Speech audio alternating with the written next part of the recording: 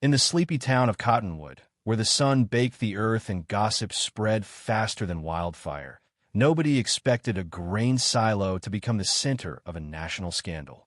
But when Trent Carver, the local HOA busybody, decided to scale a 30-foot silo in khakis and a Bluetooth headset, he didn't just stir up trouble, kicked off a chain of events that'd make Cottonwood the talk of the country.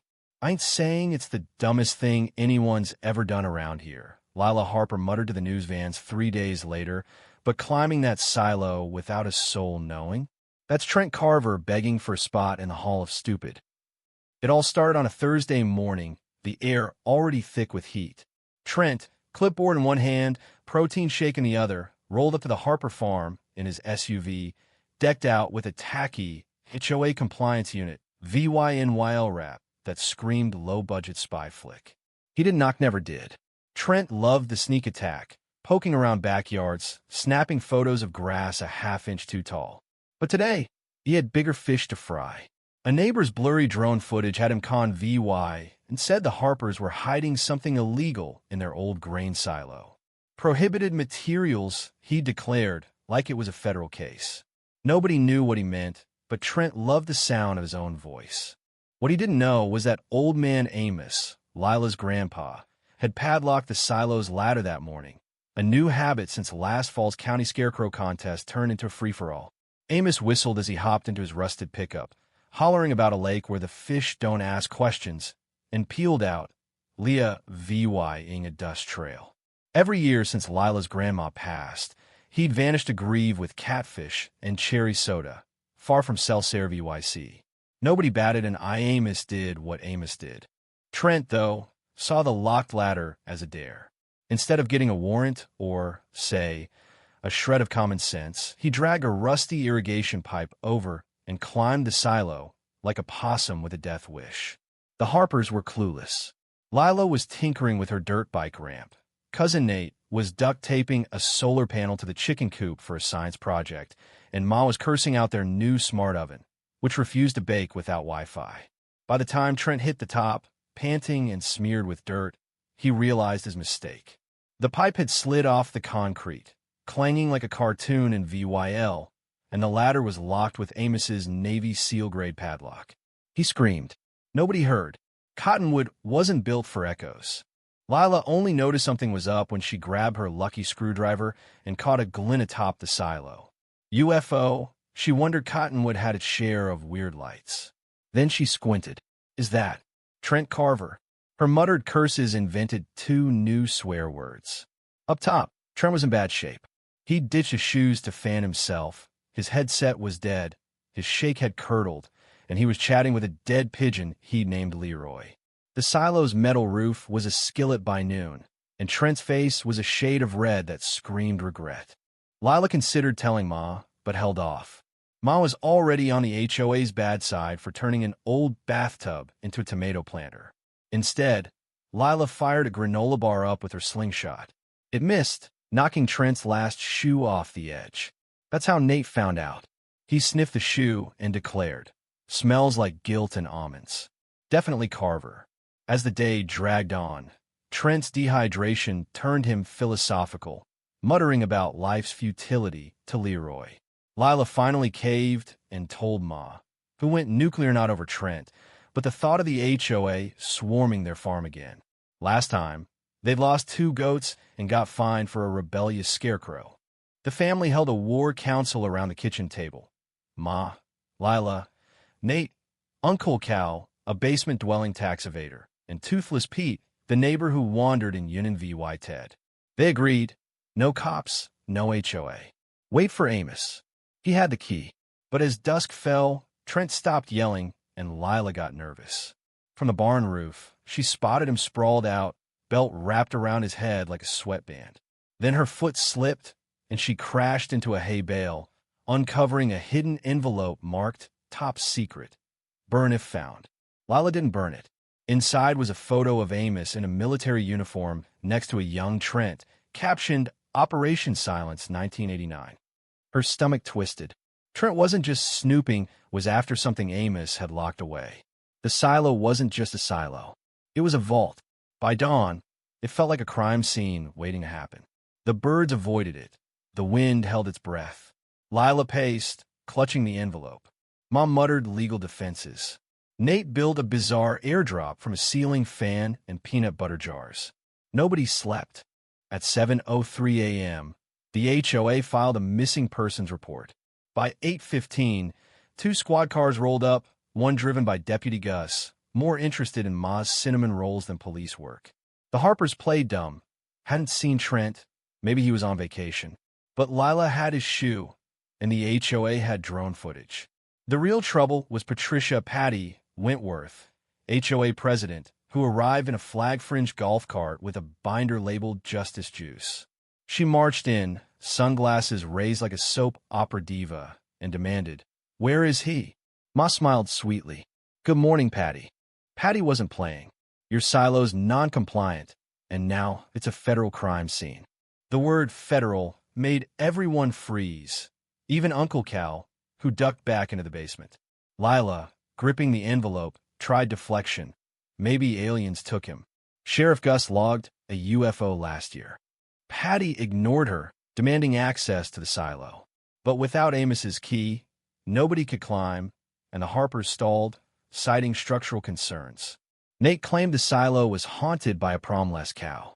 Patty set up a command post on their lawn, complete with folding tables and a thermos. By noon, reporters swarmed, joined by a conspiracy blogger, Hoodie Hank, obsessed with livestock cover-ups. Trent, still stranded, yelled cryptic nonsense. They've buried it for a reason. The Harpers are keepers. Lila's mind raced. Keepers of what? She studied the photo again. Operation Silence. Military? Government? Why a silo in Cottonwood? Hank live-streamed to his dozen followers. This ain't about zoning. It's a Cold War bunker disguised as a grain bin. Hashtags like the Silo Gate trended. A TikTok of Trent, shirtless and ranting, hit 10,000 likes. The Harpers were drowning in attention. Inside, Lila pushed for answers. "This is bigger than us, Ma." Trent knew something. Ma snapped. "If we talk, they'll take everything, land, house, all of it." Nate, glued to the coffee table, figuratively now, suggested catapulting Trent off with honor. Then old Mrs. Tilly, half-blind, shuffled over with a pie and a story. Saw Amos with a bag by the silo. Looked like it had arms. Lila blinked. Arms? The silo groaned, a deep, metallic hum, not just rust. Trent screamed, "I found the hatch." Patty spun. "What hatch?" Lila's heart pounded. The envelope felt like lead. 100 miles away, Amos sat by a glassy lake, mist curling like ghosts. His phone, off, was buried under a tackle box. He sipped cherry soda, oblivious to the chaos. Back in Cottonwood, the silo was a circus. A second news crew arrived, followed by gawkers with lawn chairs. Lila pored over the envelope's faded text. Amos had worked on strategic containment, involved VY in acoustic interference. Not farming. Ma baked pies to calm a mob, muttering, "Nobody riots with apple pie." Nate sketched a balloon rescue inspired by cartoons. They were stuck without Amos. Lila climbed the barn roof again, spotting Trent curled by the silo's vent. "What's in the hatch?" she yelled. His voice was sandpaper, steel panel. Something underneath. "Needs a code." Her pulse raced. Then Trent held up a badge, not HOA, but government, black with a gold seal. Lila's stomach dropped. He wasn't just a nosy neighbor. She ran to Ma. "He's federal, Ma. This is big." Ma sighed, setting down her spoon. "I suspected. Your grandpa's work wasn't just crops. Late calls, locked drawers. He built that silo himself, every bolt." Amos finally stirred, turning on his phone. It buzzed wildly. Missed calls, voicemails, a text. Trent's on the silo. "You locked the ladder." "Well, hell," he muttered, packing up. As he sped back, the silo hummed, a red light blinking green.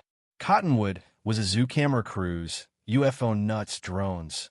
Lila met Amos at the gate, hissing, "Where were you?" "We've got Trent, news from Dallas, and a sci-fi nightmare under our grain." Amos squinted at the chaos, then at the photo Ma shoved at him. "Arizona, 89, he said. Operation Silence." Trent was Daniel Voss, intelligence. We had a transmitter that scrambled. Memory is sound-based. Dangerous. Buried it here. Silos don't draw eyes. Lila gaped. It's waking up. Amos nodded. If it pulses, everyone nearby forgets the last 48 hours. The crowd grew rowdy. Patty called for climbers. Amos unlocked the ladder, and he and Lila climbed to Trent, barely conscious. You triggered the fail-safe, Amos said. Trent croaked. They're coming. They want to erase it. The hatch hummed, green light pulsing. Amos knelt, tapping a code like piano keys, humming Suspicious Minds. On the fourth try, the hum stopped. Silence. They climbed down, the crowd confused but safe. Amos clutched the key. We never speak of this, he said. Lila whispered. What if they come back? Trent nodded weakly. They will. By morning, whispers of the silo's light exploded into a media frenzy. Satellite trucks lined the farm. Trent, recovering on the porch, was called a hero or a spy, depending on the rumor. Then the HOA imploded. Hoodie Hank burst in, gasping. They raided the HOA? Patty's been selling our data to Meridian Tacticalbaha, VY, Oral Compliance. Lila's heart skipped. The silo, the transmitter, it was no coincidence. Neighbors rallied, bringing lasagna and burning Patty effigies. But Amos was uneasy, showing Lila a letter from '89. If the pulse starts, relocate to Red Cliffs, Utah. Site B is dormant. Don't activate. Another silo. Another threat. That night, Cottonwood held a VY Gill, candles and guitars replacing HOA tyranny. Lila sat by the fence. The thumb drive, Amos, gave her heavy in her Pocketon override code.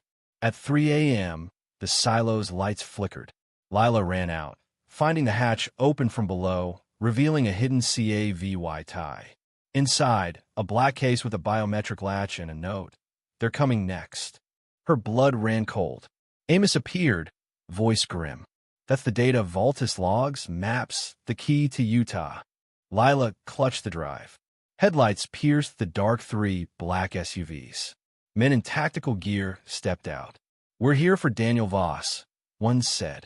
Amos stood firm. No warrant, no entry. Trent staggered out, flashing a new badge. Homeland clearance. Back off. The SUVs left, but the air stayed heavy. Morning came, the media gone, the HOA shuttered. Lila sat on the porch, the drive in her pocket, the silo silent but watchful. Amos handed her a soda. They'll be back, he said. I know, she replied. But we'll be ready. The sky stretched wide, secrets buried for now. Somewhere in Utah, something slept, and Lila held the key. What do you think is in that Utah silo? Is Trent a hero, a traitor, or something else? Should Lila open the vault or destroy the drive? Drop your theories below, hit that like button, and subscribe for more stories that'll keep you guessing.